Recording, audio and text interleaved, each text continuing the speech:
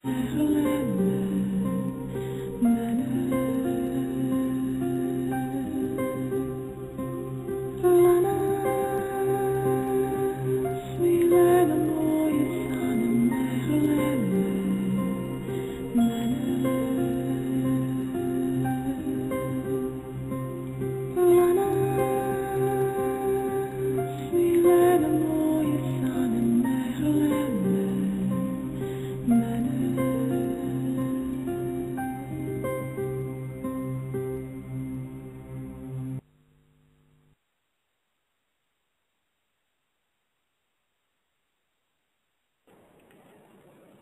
friends, welcome back. This is Srihari from NRI Samay. We will be talking about Olympics, cricket and sports today. We have our guest in the studio. He's Narender Revelli. He has been a senior sports journalist for last 25 years, and he has worked in different newspapers and TV channels. Currently, he is working at as a media consultant at Bill Gates Foundation, and he also does a lot of cricket analysis on most of the channels. Welcome to Narender Garu. Hi. Okay, so first of all, sir, the Olympics, the performance of India. A lot of people are very happy that we have 4 medals, and a lot of people are not very happy because in comparison they say it's too less. What is your thought about it? Yeah, as a matter of fact, yes, there is reason to be a little happy, but honestly, the performance of the Indian contingent, the biggest that has represented the country at the Olympics, has been disappointing because comparatively there was a better preparation and better understanding and better pre-exposure ahead of London Olympics. We had world champions in our ranks. We expected gold medals from them. But unfortunately, that did not happen. And of all, the performance of the hockey team has been not just disappointing. Disappointing would be too mild a word to describe our performance. It has hit the rock bottom and has been the worst of all the Olympics that we have participated. Yeah, they lost straight matches, right? Yeah, they have lost all the 6 matches that they have played. They have not won a single match. They failed to score a single point. The point tally just reflects a blank for the Indian team, and it's not as much the defeat that bothers us, but the way the team had lost. And lost against rank outsiders. If you look at teams like South Africa, even for the 11th and 12th places, we had competed against South Africa. Even against them, we could not really dominate the game at any point of the time. We could not take the lead. It was South Africa all the way. You could just sense the way the match was going right from the first 10-15 minutes. Yes, this is the South African match, and they are going to take it away. Right. Yeah, you rightly said. And other thing, who are the other people who we expected to win medals, and who disappointed, in your opinion? Yeah, particularly if we are looking at archery, Deepika Kumari, she is the world champion and was the brightest of Indian hopes. Everybody expected her to come back with a goal. Unfortunately, that did not happen, and her performance was thoroughly disappointing. And added to the agony, there was this, what can you call it? You cannot term it as a controversy, but it was sort of a massive humiliation for the chief coach, the icon of Indian archery, Limbaram. He was almost sent out or sent back. He has come back to India midway through the Olympics. So that was much to do with the kind of lack of cooperation he was getting from the team members. So being the chief coach and being the icon of archery in India, he was instrumental in setting up academies from which these Deepika Kumaris and everyone else have come up. And to see him coming back humiliated is painful, to say the least. And then you had Abhinav Bindra. That was another massive disappointment. So Vijayendra Singh was there. Yes, they have proved themselves before. They have won at the highest level. And same goes with our boxer Mary Kom. Mary Kom, yes, she has won the bronze, but being the world champion, not just once, twice, thrice, 4, 5 times world champion, and losing to a first-timer at Olympics, that was disappointing. And the way she was responding to the punches, to the jabs, to the defense, all of that was certainly not of a world champion. So that champion material did not was not to be seen there in the ring that day. Perhaps that was not her day. She is a mother of 2, and she has come back from retirement. And yes, it was a creditable performance, but at the same time, yes, there was a gold medal for her for taking, but just it did not turn out to be her day. Yeah, that's right. And talking about Limbaram and Deepika Kumari, I think there was kind of a fight and miscommunication, and they looks like the players and the officials, they wanted him, they probably cornered him, being a coach, and that's always a bad thing. We have seen similar, actually even worse things in the tennis. So can you give a light on what happened the tennis even before the game started? There's a lot of controversy going into the games. No, yeah, as you have rightly said, what was seen with the archery team was really painful for all the sports lovers back home, and from whatever news reaching India, it was Deepika Kumari as well as other members of the archery team. They refused to talk to him. They refused to respond to whatever he was trying to seek from them. That was, yes, there can be differences, there can be controversies, but for everything there is a time, there is an occasion. You are the ambassadors of your country. You are representing India, and at something like Olympics, which is the highest podium as far as the sporting world is, sporting arena is concerned, and to see this happening there in front of some hundreds of countries, and Limbaram getting humiliated, that is really painful, and that should not really have happened. Even if they had differences, they could have always resolved those differences once they were back. Right.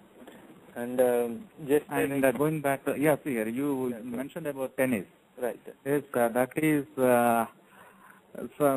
something when everybody was preparing for Olympics, when everybody was focusing all their energies in getting that precious medal.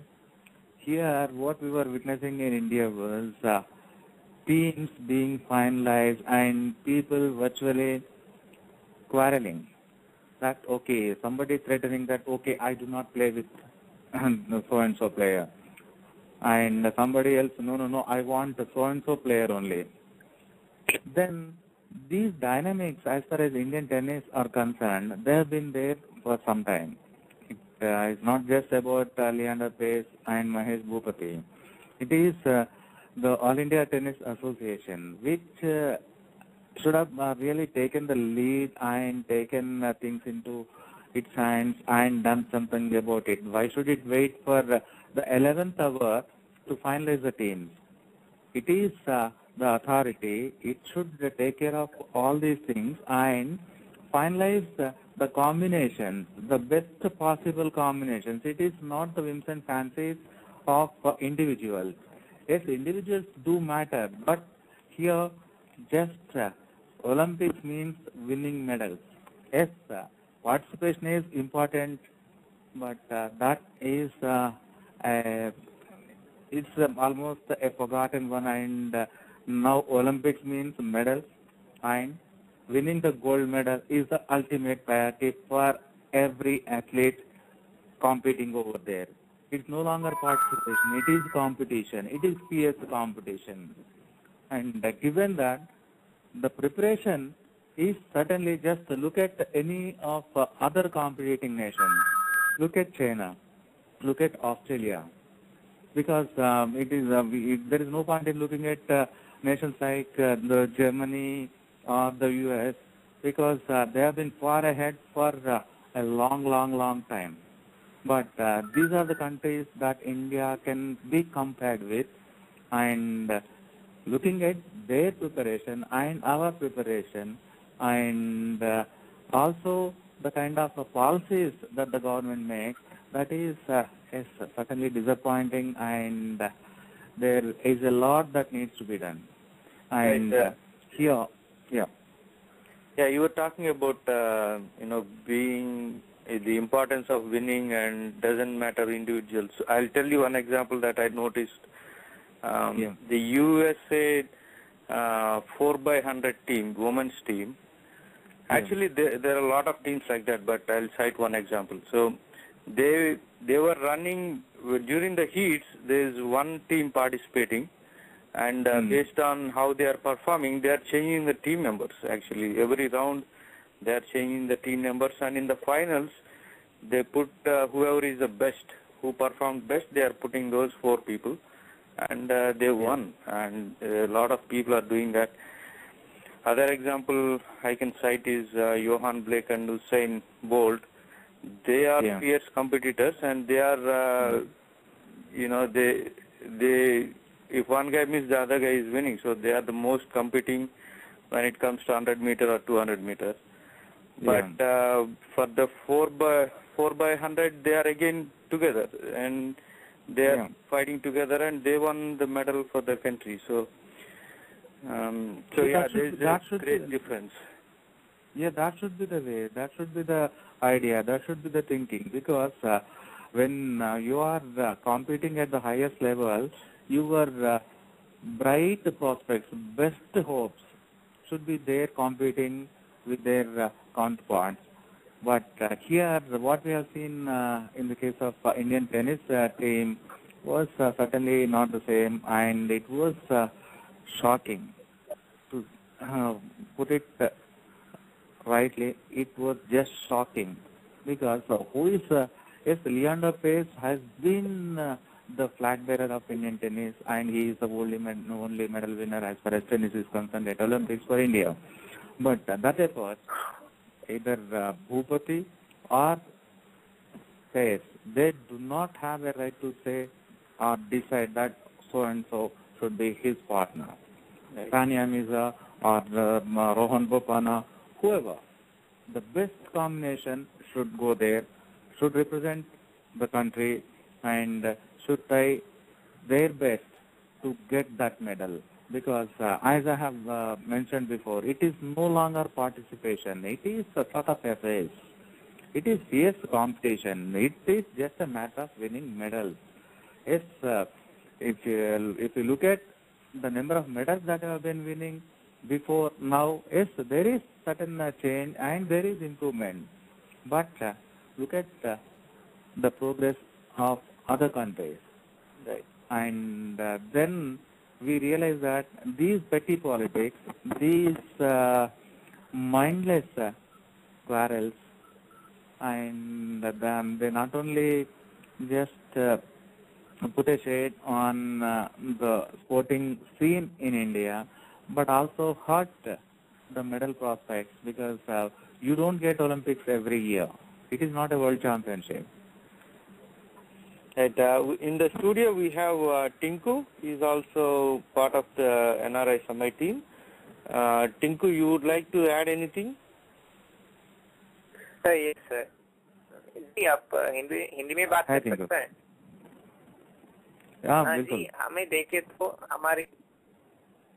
तो हमारे India में ये players के ऊपर ज्यादा politics आ रहा है. Politics की वजह से अच्छे खिलाड़ियों भी बाहर आ नहीं सकता है. ये पॉलिटिक्स की वजह से हमारी टीम को भी आगे नहीं आ रहा है. इसके लिए हमें क्या करना पड़ता है? ये जो आप पॉइंट रेज करे उसमें पॉलिसी का मैटर ज्यादा है. पॉलिसी सिस्टम को बदलना है, पॉलिसी को बदलना है. इंडिविजुअल्स आप देखे तो इंडियन टेनिस एसोसिएशन देखिए, नहीं तो इंडियन हॉकी फेडरेशन को देखिए. Indian hockey federation for 2 decades it was governed by only one man, KPS Gill. उन्होंने पूरा गेम चलाया. तो वहाँ सिस्टम इंडिविजुअल सिस्टम बन गए. तो वो उनका जो कहना है वही चलना है. तो कोच कौन कब तक रहते कि किसी को भी पता नहीं. कैप्टन कब रहते कब चले जाते वो भी पता नहीं है. और टीम कंपोजिशन में भी कोचेस का से नहीं रहते.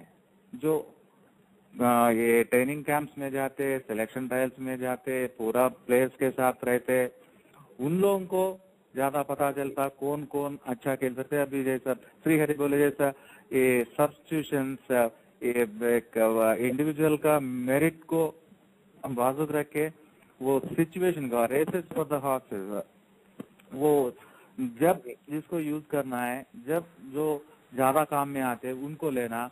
वैसे वो सिस्टम जो है वो सिस्टम अपने पास नहीं आ पाए क्योंकि it was dominated by individuals have become systems for themselves. तो जब तक सिस्टम को नहीं बदलते ये प्रॉब्लम्स ऐसे रहेगा. ये पॉलिटिक्स ज्यादा होते ही जाएगा. जी, अब हमें देखे तो क्रिकेट की ज्यादा ये दे रहा है. हमारी इंडियन गवर्नमेंट भी हैंडल है तो हमारे इंडियन ऑडियंस भी हैंडल. हमारी खेल वो हॉकी है, वो हमारी खेल है. उसे आगे आने के लिए कुछ भी नहीं कर रहा है हमारी सरकारी. क्या करना चाहिए? वो खिलाड़ियों भी आगे नहीं आ रहा है इसकी वजह से. ट्रू. बट मैं एक बात बोल सकता हूँ. We cannot keep blaming cricket all the time क्योंकि इससे पहले मीडिया सपोर्ट था, क्रिकेट को स्पॉन्सर सपोर्ट था, लोगों का सपोर्ट था, सब था. लेकिन सबसे पहले ये देखना होगा कि क्रिकेट को उतना पॉपुलैरिटी क्यों आ रहा है. That is one thing that all of us should look at. क्योंकि जहाँ जहाँ आपको इंडिया जीतते रहते, नेशन जीतते रहते, मेडल्स लाते, वहाँ फॉलोइंग आ जाएगा. जब जीतते टीम बनेगा, जब वहाँ आपको स्टार्स का भी जरूरत है. स्टार्स को बनाते, स्टार्स से ये पॉपुलैरिटी आते. तो यहाँ हॉकी में इससे पहले अपना 8 गोल्ड मेडल वो छोड़ दिए तो, और जो 1980 मॉस्को ओलंपिक्स में 18 कैरेट गोल्ड जो हम जीते, वो 24 कैरेट बोल नहीं सकते क्योंकि वो कोल्ड वार के वजह डिवाइड हुए थे. तो कॉम्पिटिटिव टीम्स उसमें हिस्सा नहीं लिए थे, वो छोड़ दिए. तो हॉकी में अभी कंप्लेंट ज्यादा नहीं कर सकते क्योंकि सिस्टम खराब है, लेकिन एंकरेजमेंट ज्यादा है। गवर्नमेंट एंकरेज कर रहे, आपको स्पॉन्सर्स है। अभी देखे तो आप इंडियन हॉकी टीम को सहारा कब से स्पॉन्सर कर रहे, कुछ भी करने के लिए तैयार है, खाली जीतना, वहाँ जाना, ग्राउंड में जाना, खेलना, जीतना, वो नहीं कर पा रहे हैं क्योंकि आप इससे पहले मेंशन कर रहे थे पॉलिटिक्स पहले, गेम बाद में, वो बदलना चाहिए, गेम पहले आना चाहिए, ये सब कुछ बाजुक रहना चाहिए। जी, अब हम देखें तो ये औरत के खिलाड़ी ज्यादा आगे नहीं आ सकता है क्योंकि ये हमें देखे तो कोच की वजह से, नहीं तो उसकी स्पॉन्सर की वजह से उसको बहुत तकलीफ हो रहा है। वो उसकी बदन देखो, नहीं तो कैसा भी अंदर उसको जरा हमें बोल नहीं सकता है, लेकिन वैसा ज्यादा रहता है, इसीलिए औसत की खिलाड़ियां बाहर आ रहा है। तो उसके लिए क्या की सेपरेट क्या की रहना कर को आप सोचता है क्या? ऐसे बिंदु जी, यहाँ सिचुएशन तो वहाँ नहीं है। बच्चे लोग बहुत सारे नंबर्स में आ रहे हैं, हिस्सा ले रहे हैं, हॉस्टल्स में रह के, ट्रेनिंग कैंप्स में, स्पोर्ट्स स्कूल्स में हिस्सा ले रहे हैं, वो ट्रेनिंग ले रहे हैं, लेकिन जो आइडेंटिफिकेशन है वो गलत है अपना। कहाँ जिसको जहाँ जहाँ आइडेंटिफाई करना है, अपना पोटेंशियल कहाँ है। बोलिए। एक बात सुनिए, लेकिन ये सब भी हो रहा है, लेकिन ओलंपिक्स तक आने के लिए ये जरूर कर रहा है। कुछ लोग स्पॉन्सर कर रहा है, नहीं तो कोच भी कर रहा है। स्पॉन्सर आना तो कोच अच्छा रहना, तो कोच अच्छा रहना का तो स्पॉन्सर भी आगे आना, ये दोनों की ये करना का तो पसंद जैसा रहना, एक औरत पसंद जैसा जरूर रहना, इसीलिए ओलंपिक तक आ नहीं सकता है। वो हमारे सिस्टम बदलना है, सिस्टम उसमें ये मैं ऐड कर सकता हूँ, क्योंकि आप बोले जैसे ओलंपिक्स तक आना है, वर्ल्ड चैंपियनशिप तक आना है, औरत लोग आना है, सही है। उसमें कोचेस का रोल क्या होता, कोचेस को कैसे ले रहे हैं, कौन से कोचेस को ला रहे हैं, कैसा कोचिंग दिलवा रहे हैं, वो सब देखना पड़ेगा। अभी आप एक बार चाइना की तरफ देखिए, वहाँ सिस्टम जो थोड़ा अलग है, वहाँ बिल्कुल पॉलिसी अलग है, अप्रोच अलग है, पार्टिसिपेशन अलग है, बिल्कुल अलग है। लेकिन एक चीज जो है वो देखना पड़ेगा, उन लोग जो प्रैक्टिस में रखे, जो कोचेस का अकाउंटेबिलिटी उन लोगों का रेम्यूनरेशन, सैलरी जो है उसको लिंक करें, उनका गोल उनको देते हैं, कोच को गोल देते, यस आप गोल्ड मेडल जीत के आए तो आपको $1.5 लाख का रेम्यूनरेशन मिलेगा, ब्रॉन्ज में सिल्वर लाए तो $1 लाख का रेम्यूनरेशन। ऐसा remuneration is based on their performance, not only the athlete's performance. तो तब इनका कोच का, उनका जो एटीट्यूड जो है उसमें डेफिनेट डिफरेंस आएगा। वो ये औरत है, आदमी है, वो बाद में पहले परफॉर्मेंस, उससे वो एथलीट का बेस्ट पोटेंशियल को बाहर लाना, फोकस वहाँ जाएगा। जी, हमें देखे तो एक पर्सनल की बात है। अभी जो हमारे लिए, हमारे टीम के लिए जो सानिया मिर्जा खेल रहा है, वो हमें देखे तो उन्हें हमारी पतंग पकड़ने के लिए भी जरा सोच रहा है। अब उन्हें हमारी देश के लिए मेडल लाने के लिए उन्हें कोशिश करता है करको हमें सोचे जा।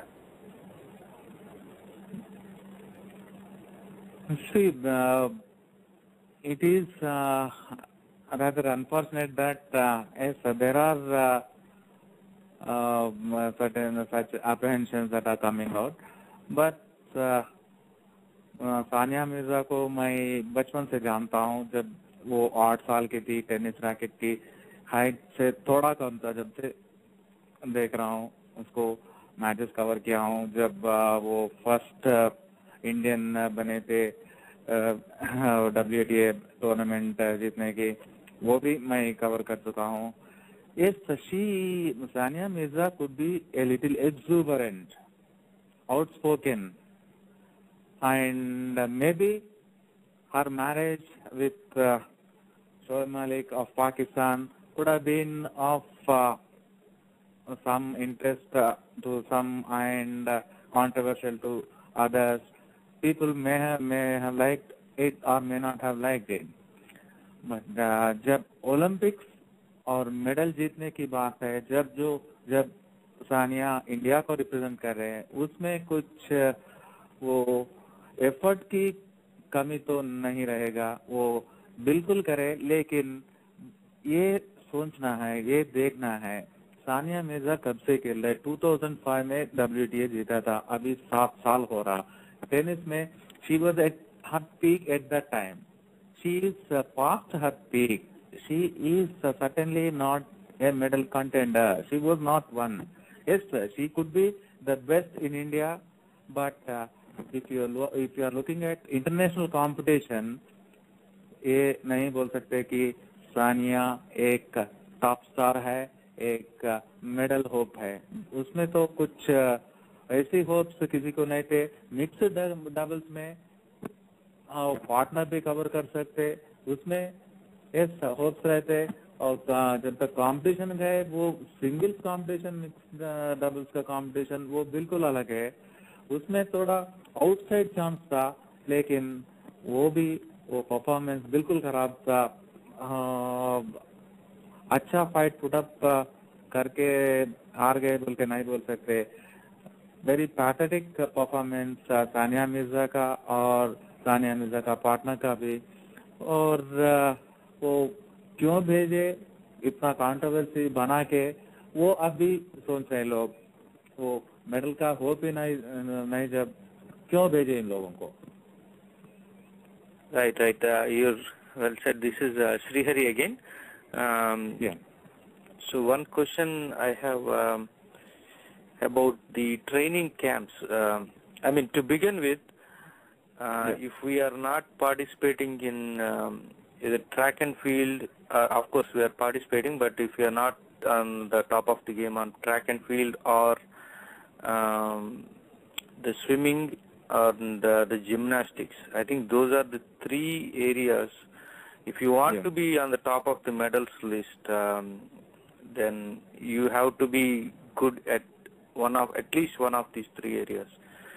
And taking gymnastics as an example, where China has excelled, and their method of training, you can see in videos or you can see in news clips, they have a very rigorous training, and sometimes it's also called cruel and abuse, especially when it comes to children.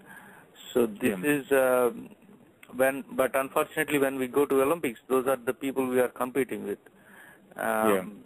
So how, I mean, do we have any training which starts at a very low age, maybe in early age? Yeah. Remember, Srihari, you have hit it on the nail. Yes, if you really want to be among the medal winners, yes, this is what you should look at. It is not a great idea to focus on a hockey team where you train 18 to 20 people for a single medal. But as you said, in swimming, in aquatics, in athletics, in gymnastics, a single person can win multiple medals. So that is what you were talking about, right? Right, exactly. And how we are preparing for any of these is also my question. And this is something that East Germany has put into practice with great success.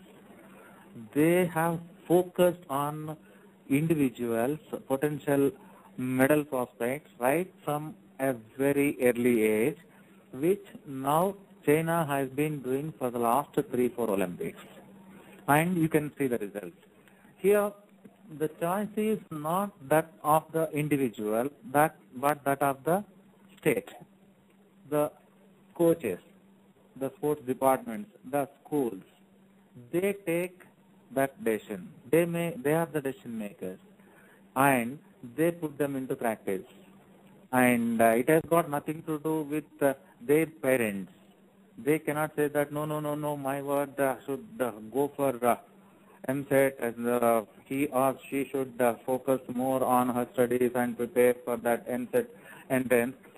But there is, they are taken up at an early stage, very early stage, at the age of 5, 6, 7, and put into practice. Because gymnastics is such a sport, such a discipline, where you cannot mold people once they cross 10, 12, 14.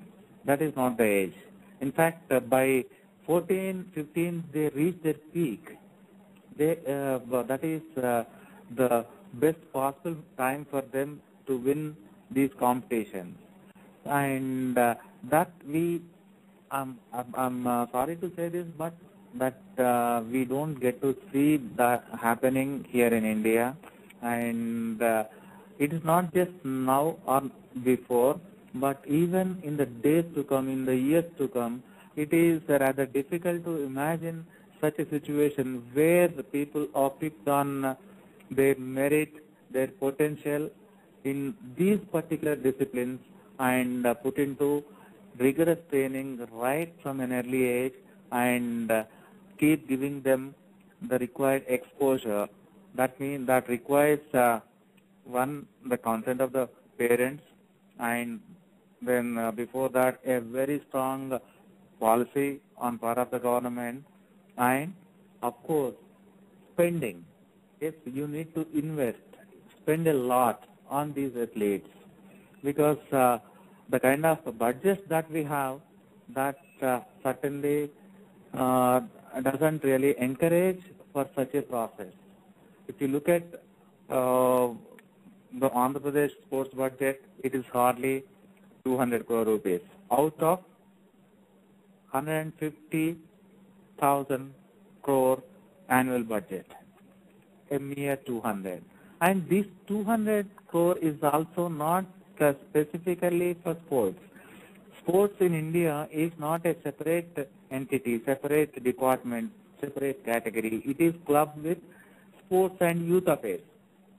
So that youth affairs takes more than half of the allotted budget. Even at the union level, the budget is hardly about 1,000 crore.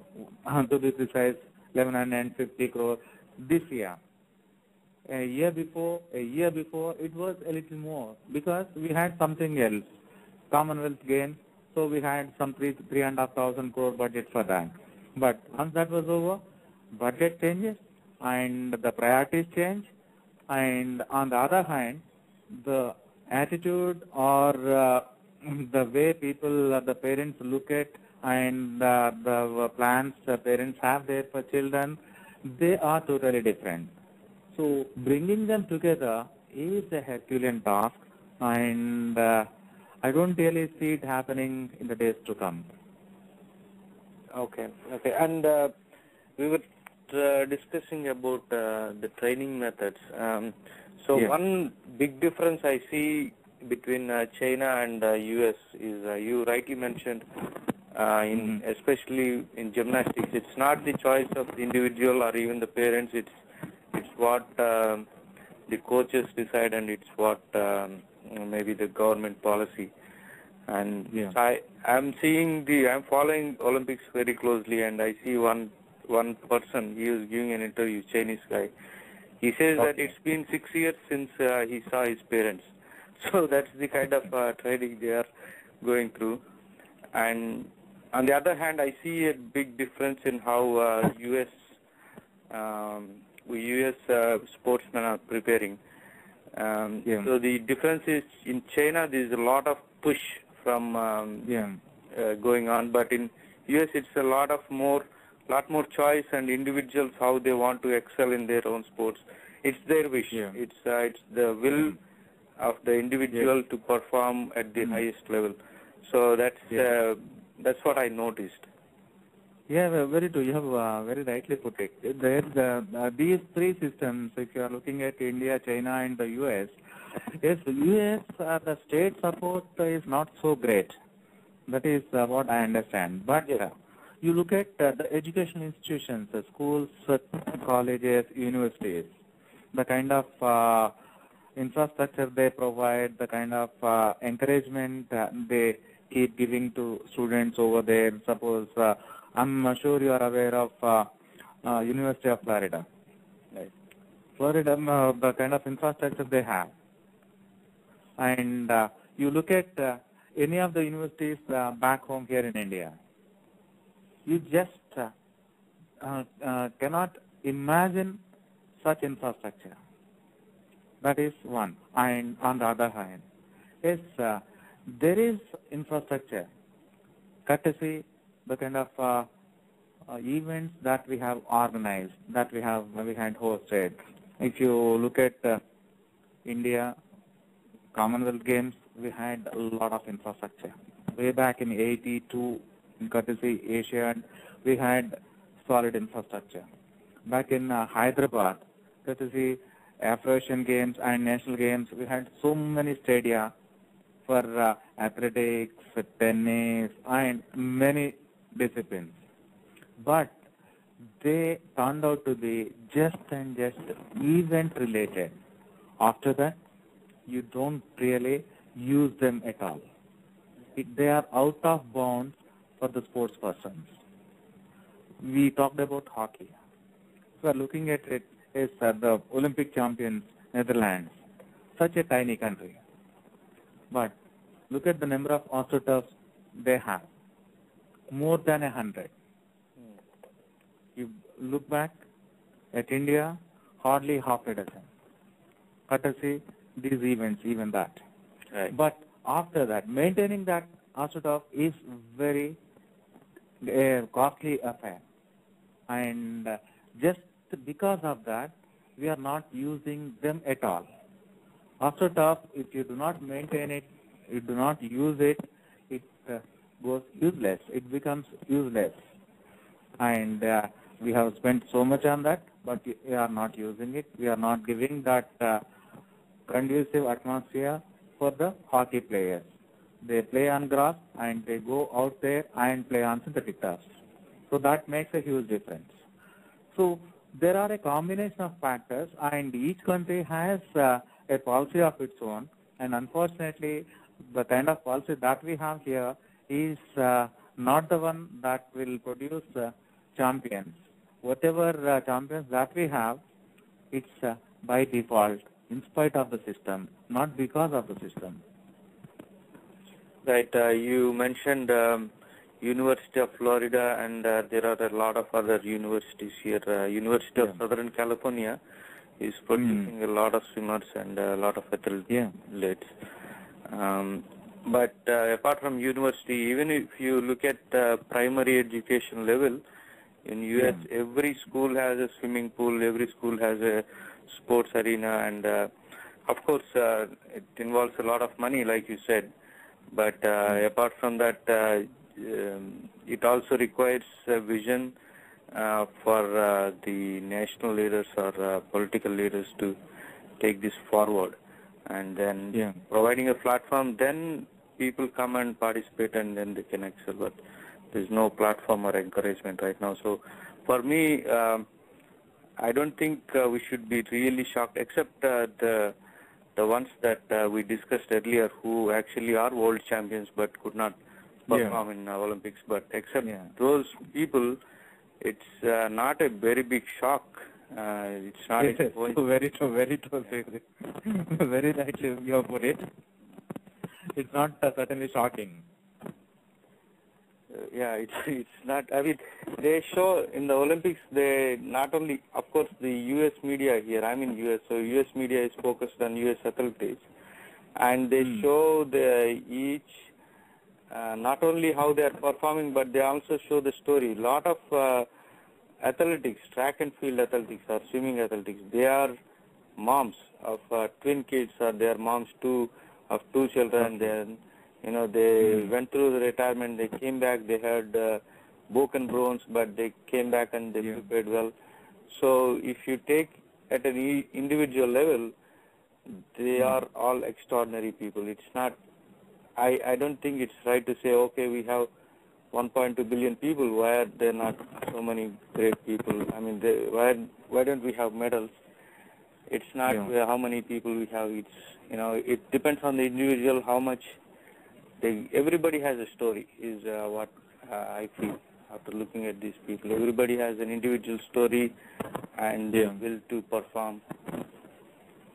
This is an unending debate, argument of this billion, one now 1.2 billion, no stars, no champions. But as you have mentioned, it is not about the size of the population, but it is about the culture, the sporting culture.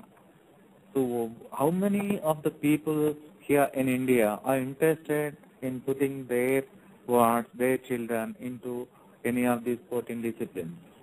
If at all anybody wants to do, for a long time it has been cricket, and no other game. And of late, yes, there have been champions in chess, if you look at, and you have people trying to now prepare to invest in tennis, and now badminton. But if you look at it, it all is because of what you have mentioned now.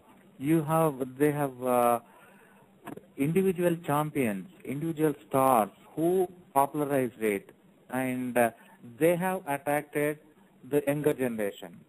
Here, Vishwanathan Anand has attracted so many kids to chess. Now and very recently, Sania Mirza. And if you move a little further and look at the rural arena, Karanam Malleshwari has inspired so many others to take up weightlifting. And perhaps I just hope the success of Mary Kom will attract more and more women into boxing. But yes, those success stories are required. For that, an overall culture is required. Out of that, we get such champions, such arts, such stars, and that is the only way of getting winners, getting medals, and making use of such a huge population. Right, very well put. So apart from the Olympics, talking about the cricket a little bit more. The cricket that we know, that we grew up with and that we played and that we watched is completely different now. Because it's now T20 has taken the most of the popularity from the Test cricket. Now, of course, we have great Test cricket even now and the great one day, but it has significantly taken over. Just how the ODIs have taken over from Test, in late 80s and then after that. So, do you think this is a good thing? This is we still have to wait and see how it goes for the cricket, because personally I don't have the same love to the game as I used to have. Maybe I'm older, but maybe I'm old school. What do you think? Not quite that way. In fact, you have just reflected the thoughts of many of the cricket lovers, cricket followers. It's not just about being an old timer. It is more or less the same with many from the younger generation also. Yes, this instant coffee, instant cricket, that brand of entertainment is going to be there. It is 2020 cricket is going to be there for a long time. And if you look at tournaments like IPL, just the success of IPL, you see now you have a big bash in Australia, and you have such a similar tournament in one of the tiniest of cricketing nations like Bangladesh. Now another one coming in Sri Lanka, and Pakistan has been hoping to hold it for a long time now. So in a way, they are going to be there across the world, but whatever the number of tournaments, it is this IPL that is going to rule the roost, because just for the simple fact that as India is the financial capital of world cricket, and as long as that money keeps pouring, IPL 2020 is going to be there for some time now. But about the same time, we must appreciate the efforts of the ICC and the rest of the cricket boards. They are, in spite of such a huge money and such a huge following and millions and millions of eyeballs flocking television channels, yes, they are trying to regulate it. They are not really separating these one-dayers and test cricket from 2020. They are not into dishing out an overdose of 2020. They are regulating it. Yes, it has to be clubbed with both these existing formats. It should give that entertainment, and even here that cinema also has come in courtesy APL. Yes, that combination that should go on, that will go on, but this classic format will remain, and it should remain, because for people like you and me and many millions like us, yes, sir, that is where we really see the game per se, the performance per se, the skills per se. So whatever we get in test cricket, it is impossible to get in 2020 cricket. How in your prediction, maybe in 20 years from now, or 25 years, so which of these three formats will disappear first in your prediction, if it does? Yes, going by experience, and if you look at history, when this first, for the first time in the 80s, late 80s and early 70s, the one-day cricket was introduced, color clothing was introduced, day-night games were introduced. Yes, there was a talk of test cricket disappearing, and we have seen what happened over the last 2 to 3 decades. It has not disappeared, nor does the importance, significance gone down. It has retained its flavor. It is going to be there. It is not like that because just because we have got some latest variety of fast foods, the basic food won't disappear. Yes, this sells, and the younger lot do get attracted to it, and there could be some impact on the game. Yes, dynamics might change, but it is going to be there. Even the younger lot will realize very soon, or at least sooner than later, that yes, if they are to prove themselves as cricketers, it is test cricket where they can do that, not in this 2020 cricket. I'm sure it is going to be there. People are going to realize it, and they are going to come back. Right. Well put. So, talking about cricket a little bit more, especially the IPL, the business it has generated, the amount of money it generated. But also on the other side, there is also a lot of corruption, especially when they give out the franchises, the money flows, the black money that flows. So, in what do you see in future? This will be more regulated and more streamlined and less of a corruption? Really, that is an interesting question, because wherever there is big money, there are bound to be deviations. So there are bound to be people who circumvent things, circumvent laws, circumvent rules. That has been happening all over the world. Even right from World Bank, we have been watching it at every level. The degree might vary, more or less, but it has been there, and most probably we are going to see more of it in the days to come, because there are certain things that system also encourages. For example, if you look at IPL's auction or the grading, so at the end of the day, what an IPL team look for? They look for a utility player who can win match on his own, at least in a couple of games, not all the games. So that kind of utility players, these franchises will be looking for. So given that, how many of these stars are there when distributed among these teams? And they are not going to be there always, because they represent their own national teams, so their availability is limited. So you want more and more of local talent to be there to take up those roles. I'll give you this example. You take the case of Peterson. So he was there with the Delhi team, and he won matches single-handedly, a couple of matches.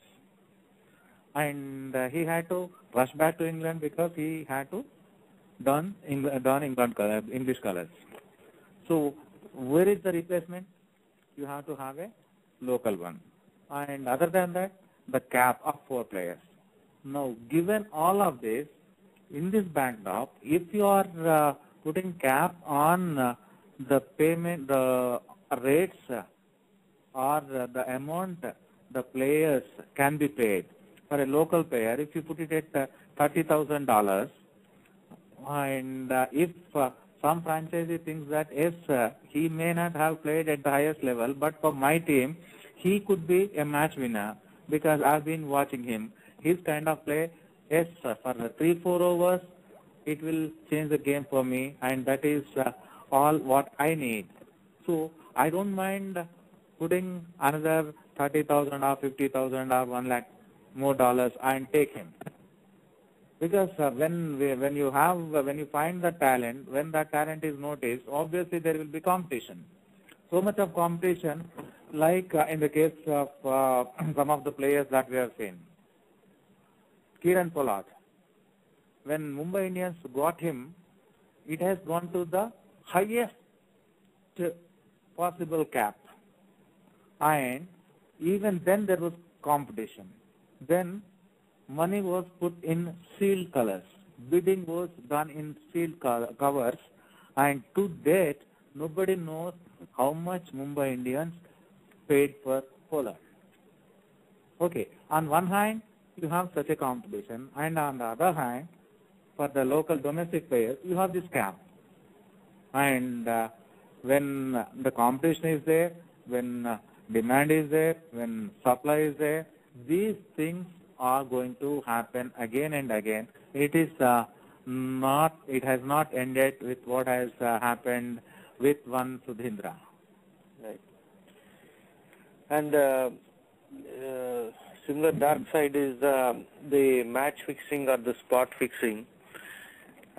We hear it once in a while, then we forget about it, especially the hardcore fans, but the suspicions lie. What do you think, how much of these match fixing or spot fixing do you think is uncovered yet, and how much deep-rooted do you think it is in actual? Yes, really, in fact, earlier for some time, many of the people, cricket lovers, analysts, experts, many of them, even if they were aware of these happenings, they prefer to just give some margin to the other side, to the fairer side. But after what has happened with a handshake or an Azharuddin or Ajay Jadeja and the like, and then culminating with the imprisonment of three top Pakistani cricketers. So it is now nobody for sure can say that no, it is not there. So it is there, it is happening because it has happened, people have been sentenced. And the thing about all this is, it is not because of the system. All this has happened because of the involvement of the people from outside the system. They have broke the stories. They have investigated these happenings, this corruption, this unethical practice. And now the system is forced to take certain measures. But as we have discussed earlier, there are people who will circumvent it, and betting is a big business. And when it is banned, when it is illegal, it goes even more. And you may believe it or not, whatever matches that get telecast, the biggest betting is done in Mumbai, India, not anywhere else, not in the authorized betting centers of Australia or England or some other place. Right. It runs into millions of dollars, hundreds of crores of rupees betting is being done.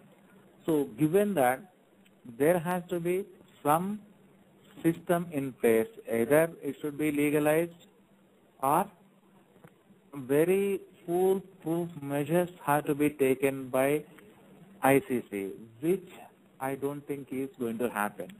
It is better to legalize betting here in India as far as cricket is concerned, because otherwise this spot fixing, match fixing are going to be there for a long time. Yeah, that's unfortunate. But even the stories that came out, they are coming out at the player level, not at any higher than that. Do you think even the coaches and BCCI at that level also people involved, and maybe people like Sharad Pawar or other people, not to take names? It is omission commission kind of situation. So if you are aware of it and just let it happen, that is as good as involvement. Or you just turned away from it, you have prefer to look at the other side. So that also amounts to it, because if you go back to 90s and Azharuddin Shekha, there was one member who was not a cricketer, but who was there in this fixing scandal. There were allegations, severe allegations, and he was removed from the post, from the job. That was Dr. Ali Irani, who was the physiotherapist of the Indian team. Right, yes. He was neither the coach, nor a player, nor part of the administration. So, it is given that possibility, yes, it will certainly be there. But how best we go about addressing it, what kind of measures we put in place, and how best we implement them. Just making a policy is one thing and implementing is a different thing. The kind of developments that we have seen with the Pakistani cricketers and the Crown Police in England, the case just getting concluded in a matter of about 3 to 4 months, that kind of system needs to be there everywhere, right across. Right. That's pretty good. We are at almost close to an hour, so just last question maybe about, you also report on various other social issues, not only the sports. So in a general question about the youth and their involvement in other than sports and studies, how do you think they are participating in social issues, and do you think it's more, do you think it's less than what it used to be? What is the trend? I'm talking about a generation where there's a lot of money flowing because of software, but how many people, how many young students have a good perspectives, and how much of them are socially aware? Yes, this is a very important one, and this is something that I've been associated with because of the nature of work that I'm doing for the last 10 years or so. So one is in the case of both are health issues, and one relates to HIV, and more than 50% of the people who are getting infected are from the category of youth between 15 and between the age in the age group of 15 and 29. That is one. And the second one is the tobacco one. And daily 2,700 people die of tobacco related with the use of tobacco related products, and daily 5,500 people start using tobacco related products, and a vast majority of this 5,500 is youth. 16% of the Indian youth are using these products in one form or the other. So that is one side.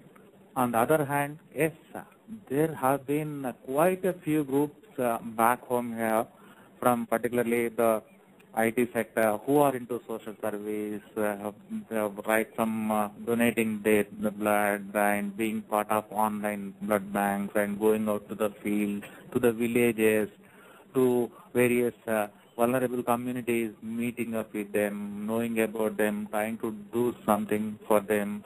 Yes, it has also been happening, but it is at a stage, at a very nascent stage, at mere beginning, and in a very small proportion. Okay, thank you very much, sir. Before we end the show, would you like to add anything? In fact, at the beginning I thought 1 hour could be a little long, but now looking back, I did not realize that it is an hour already. Yeah, I know. And this is a wonderful exercise because I have listened to other interviews of yours with people like JM, with Sudhakar Reddy, with Jay Prakash, and other women leaders, some other women, Kondavit Satyavati. So it is a very wide spectrum, and you are trying to cover quite a few of them, and it really gives people over here a kind of feeling that yes, there are people who are willing to know about what is happening over here, and there are people who with we can share whatever we would like to, whatever we are doing, whatever we are feeling, and that is a wonderful thing, and I'm so happy about it, Srihari. Okay, we are very glad, and it gives a lot of pleasure for us to talk with inspirational people and to have a good conversation. Our goal is at least some people will listen and they get motivated. That's all makes us happy. I'm sure the numbers will keep growing. Yeah. Okay. Thank you very much, sir. And pleasure being with you. Okay. You too, sir. Thank you very much. Have a good night. You too. Bye. Bye. Friends, that was the show with Narender Revelli about the sports. Tomorrow, please come back. We will be talking with Pranamya Suri. She has been doing an incredible work at the fluorosis hit areas of especially Nalgonda district. So we will talk with her same time tomorrow. Please come back. Thank you.